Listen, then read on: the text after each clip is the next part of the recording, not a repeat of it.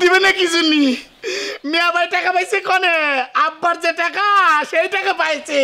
সেই টাকা আমার অধিকার আছে শুধু তো টাকায় না এই যে বাড়িঘর সম্পত্তি এইগুলা তো আমার সমান অধিকার আছে বুঝতে পারছিস জ্ঞান আমি তার টাকা দেই নে তার কাছ থেকে ৫,০০০ টাকা নিয়েছিলাম সে সিটার ইন্টারেস্ট চাই এটা কিরকম কথা এই বিষয়ে আমি কিছু করতে পারবো না করতে পারবি না বুঝতে পারছি আমার কেউ আপন নাই রে এই বসো বসে বসে তারপরে কান্দো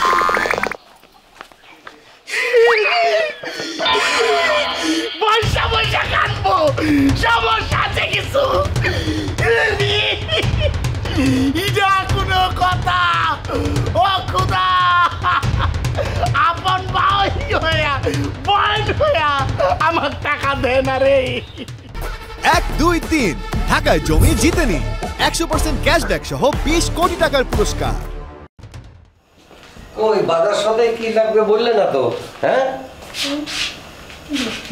ও লিস্ট করতেছো আরে সর্বনাশ তোমার হাতের লেখা যে সুন্দর মনে হচ্ছে তুমি চিঠি লিখতেছো ওই যে লিখতো না আগে যাও পাখি বলো তারে সে যেন ভোলে না মরে আরে এখন তো কেউ আর চিঠি লেখে না সবাই খালি মোবাইলে ওই যে SMS পাঠায় SMS হ্যাঁ সেই জন্য তো আজকাল আর ভালোবাসার টান নেই আরে আগে সেই চিঠি পড়া চিঠির ঘ্রাণ এসব মনলেই কেউ বোঝে না তোমার ভাব দেখে মনে হচ্ছে মেলা চিঠি লিখেছো আরে না আমি চিঠি কারে লিখবো কখন লিখবো আরে তুমি তো আমার প্রথম তুমি তো আমার শেষ আরে যাক দোকানদারের জন্য এত সুন্দর করে লেখার দরকার নেই তাড়াতাড়ি শেষ করো আরে